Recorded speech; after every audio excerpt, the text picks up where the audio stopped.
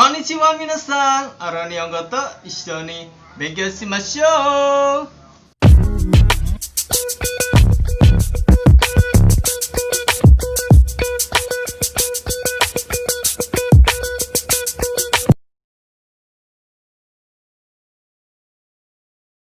Hai minasan, jumpa lagi dengan saya Yusuf Maulana dalam pembelajaran bahasa Jepang bersama Arura Nihongo. Kyou wa untuk hari ini saya akan bahas jenis-jenis visa kunjungan ke Jepang ya. Apa sajakah jenis visa-visanya? Kita akan bahas secara lebih rinci pada pertemuan kali ini. Makanya jangan kemana-mana ya minasan, tetap bersama Arura Nihongo. Pada prinsipnya, visa Jepang akan diberikan kepada minasan saat minasan memenuhi persyaratan dan penerbitannya dianggap masuk akal. Seperti dokumen yang diajukan harus asli, lengkap, dan memuaskan. Kenapa disebut memuaskan?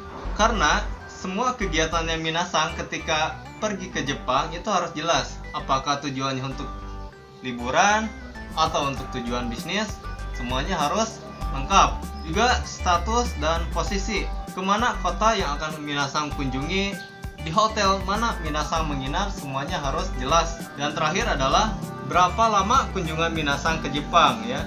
Berangkat dari tanggal berapa dan pulang kembali ke Indonesia tanggal berapa, semuanya harus tertera secara lengkap. Langsung masuk ke materi kita ya, jenis-jenis visa yang digunakan untuk kunjungan ke Jepang. Pertama adalah visa kunjungan sementara.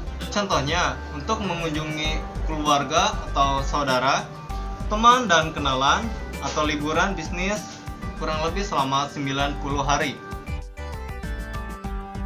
Berikutnya adalah visa khusus ya, seperti untuk kunjungan belajar, pendaftaran sekolah, pelatihan, liburan atau bisnis kurang lebih sampai 90 hari.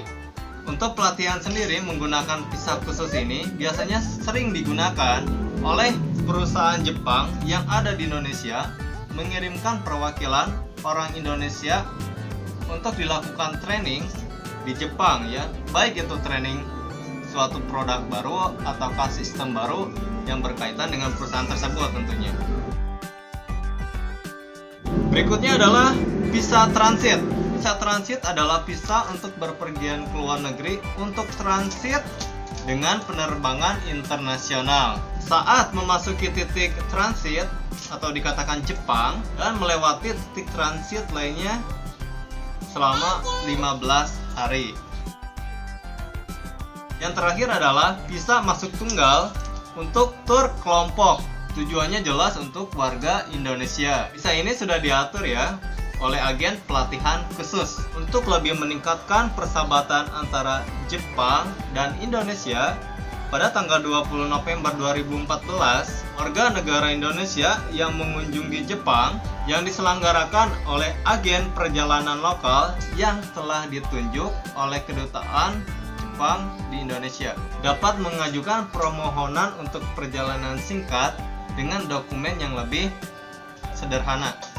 Dengan berlakunya sistem ini, minasan tidak perlu lagi melampirkan dokumen yang melampirkan kapasitas ekonomi atau yang biasa kita lihat bukti keuangan. Jadi minasan yang biasa ke Jepang tentunya sudah biasa kalau misalkan sebelum berangkat ke Jepang itu diminta untuk fotokopi buku rekening minimal selama 1 bulan ya.